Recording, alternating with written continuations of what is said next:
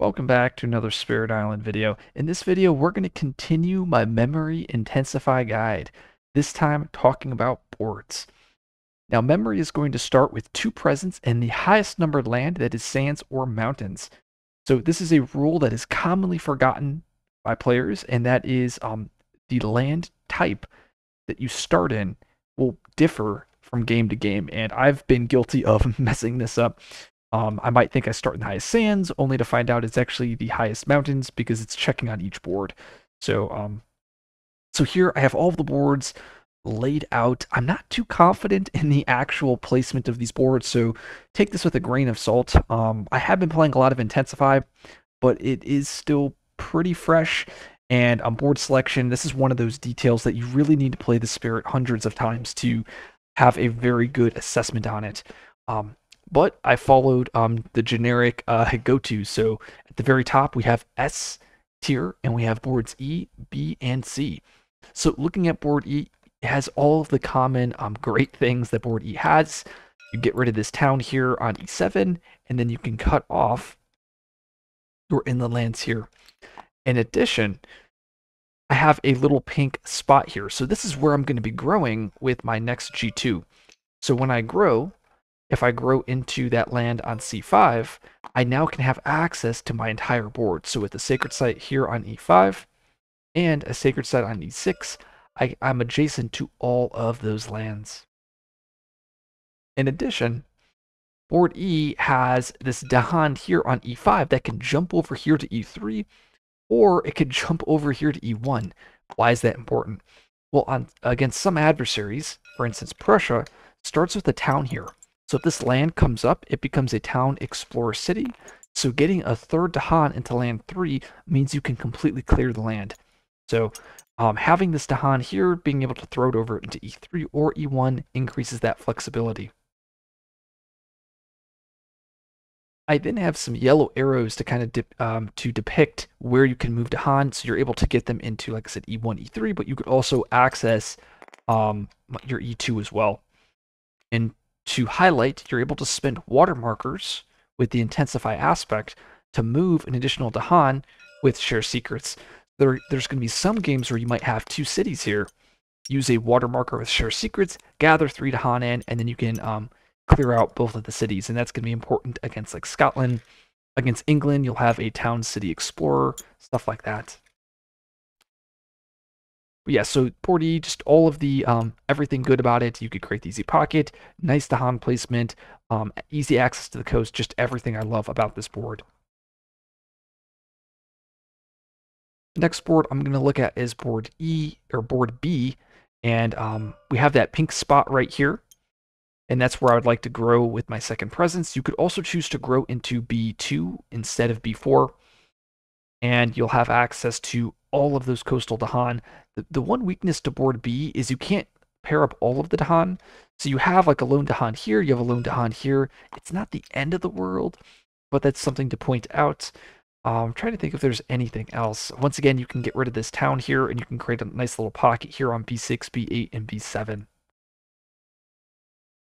Board C, this is known to be one of the strongest boards, especially with board E. E and C are the 2 boards that a lot of spirits like. And with board C, you'll be starting here in C7, and I recommend growing over here into C2, such that you can access all of your lands. Now, one of the big benefits of board C is all of these 4 Dahan here, you can easily jump them around, pairing them up however you like. In addition, you can get 3 Dahan over here into C2. Another benefit that all 3 of these boards have is they all have the 2 Dahan in that land 3, which is very important to dealing with those Prussia games where you have that starting town there on that land 3. One of the weaknesses to board C is that C8, there's no Dahan in this land or only 1 near it, so getting Dahan over here to counterattack could be problematic. Okay, looking at A tier here, we have boards F, H, and G. Looking at board F, we're going to start here in F8, and you'll need to put presence over here in F2 in order to access all of your lands. Some of the weaknesses is against Russia, there'll be 2 beasts in this land, and there's no adjacent Dahan, so that could be problematic. You also have a lone Dahan here, and it's going to take multiple turns to get that Dahan in range of other Dahan. Some of the benefits is all of the Dahan over here are nicely set up, so you can easily get 4 Dahan over to here to F1. You can get 3 Dahan into F2, so some nice things about that. I forgot to mention this, but on board F, you have a town in your starting sacred site, and that is the same with land C7 as well. And that could be problematic if those lands come up. So, for instance, if I'm playing against England and it's starting Explorers Sands, well, now it'll end up looking like this after the builds. There's a starting city here. That's why it didn't build twice. What will end up happening is you'll want to defend this because this is where your Dahan are. As a result, you'll take the blight here and you end up losing a presence. So just keep that in mind. It's just another small little. I would consider it more of an edge case. But these lands with the sacred sites that line up with Dahan lands could cause these problems. So keep that in mind. Okay, so board H here, this is where I like to grow and create that second sacred site. You have the weakness of the Dahan on H3, just like you do on F3. You have these Dahan that can pair up on H1, H6, and H8, very similar to F1, F5, and F6. So this board is very similar to board F. I like both of them. Okay, looking at board G, known as one of the weaker boards. Once again, you have that town and a sacred site. You want to grow over here into G2 such that your 2 sacred sites can hit all of those lands. You can get 2 Dahan over here, pair them up on G3, and then your Dahan here and here are also paired up. It's not that bad of a board with Intensify, though because land 2 is adjacent to all of these inland land, it can be very difficult to create a pocket, but it's not a terrible board with the Spirit.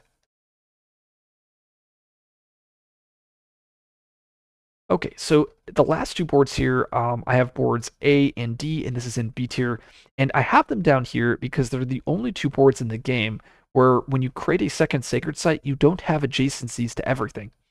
So if I create a sacred site here on A4, I lose access to A6. If I go and create a sacred site here on A1, I lose access to A3. So it's not like you're going to lose the games because you're playing these boards. I just find these boards to be a little bit more on the weaker end. One of the benefits you get with with board A here is you could play your share secrets, gathering both Dahan here into A1, which is nice, and that will pair them up.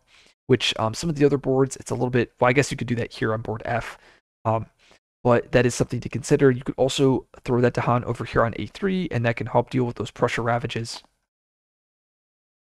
Or D, very similar problems. If you grow if you grow to D5, you lose access to D3. If you grow to D2, you lose access to D6. So keep that in mind. With the big benefit on board D is you can easily pair up all of your Dahan, which is pretty great. I really think board D is probably the worst board just because you're really far off in the corner. At least, well, I guess yes. Yeah, I mean board D is just so rough with the Spirit.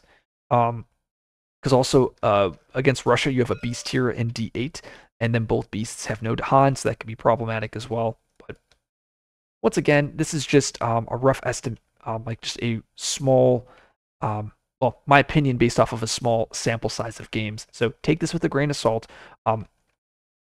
Board E, C, and B. These are boards, like I said, C and E. These are just great boards in general. So picking them up on pretty much any Spirit, and you'll have good results.